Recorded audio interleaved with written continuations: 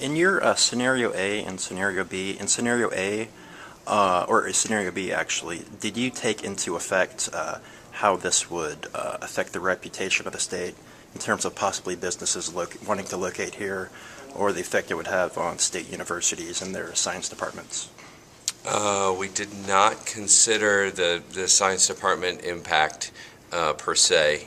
Certainly, I think anything of this nature that may have a bit of controversy associated with it is going to draw a lot of attention, and so that could be positive or negative attention, but what it usually means is there are going to be a lot of people coming to study it. So we don't think it's going to actually dampen economic activity surrounding it. We think it'll actually enhance it because people will be curious about it and want to see what's going on down there. So you don't think that like high-tech businesses would think twice about wanting to locate in Kentucky based on this? You know, businesses take into account a lot of things, and we don't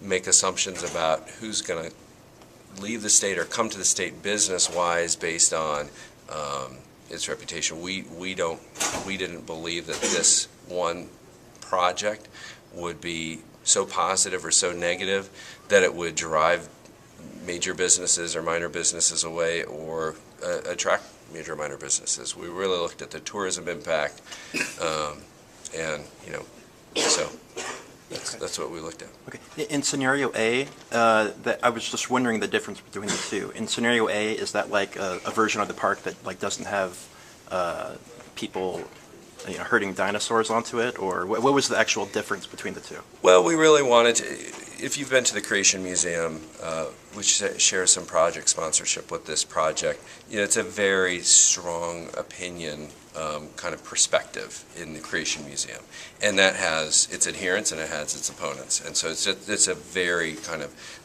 strong perspective. And so we felt like if the park took a strong perspective similarly, that it could turn off a lot of people. So that was scenario B. And scenario A was if they're presenting the story, the generally accepted stories of the Bible that a lot of people are attracted and fascinated by, and they're not necessarily promoting one sort of interpretation or another, but more kind of a mainstream, then we felt that it could perform well. And in our interviews with them, they contended that they would be presenting it in a pretty mainstream way, and that they would be potentially directing people to the Creation Museum if they wanted that perspective and the interpretation and that's the purpose of the Creation Museum, is to promote their perspective. But that was not the stated purpose of this park. Do you think that's at all conceivable that they would do scenario A? Because Ken Ham just wrote a book like, demonizing people who take approach A. Like he's all about approach B, or you are not, a real Christian. You don't really believe in the Bible. Well, this is a for-profit entity. It is not the Creation Museum specifically. It's a different entity, although it does have a lot of the same people. We based our analysis. That's why we did two scenarios, because we can't be sure either way. So we looked at both, and the project passed the requirements with both. And even if we cut the attendance from scenario B in half, it would still pass. One of the people asked you about, there was something on the report about the kind of unsure about their capital investments and whether they're raising enough money. Did they allow you to see what they had raised and where they had raised it from, or anything like that?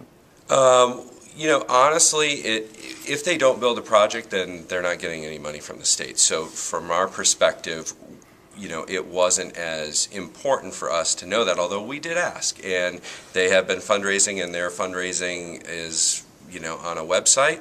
And so it is part of our Q&A. And we felt like they do know what they're doing, but if they don't raise the money, then the project won't get built, and Kentucky will not be rebating any new taxes, because it's very self-policing in that regard. So they've done a good job in designing the program so that, if somebody comes along with a whiz-bang idea and it never gets built, then the state is none the poorer. But they got the go-ahead for the $11 million and the highway, the infrastructure improvements, right? I mean, don't they have the green light for that right now?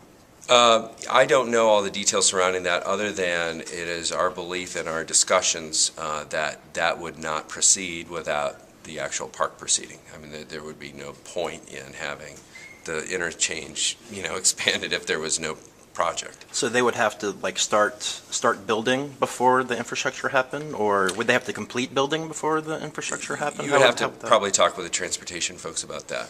Okay. But our discussions, we're pretty confident that they wouldn't be spending money until they knew for sure that all the money was raised for the park. Right. Okay. Just one more question. Did they talk to you or give you any information on how much of Ark Encounter Answers in Genesis owns? What's their share in that company? I think it's 20%. It's 20%. Yeah, that's in their application. I believe they state 20%. Okay. Haven't heard that yet. All right, very good. All right. Thank you. All right. Hope I was What's helpful. your name, by the way? Rob Hunden, Hunden. Hunden. Okay. Thank you.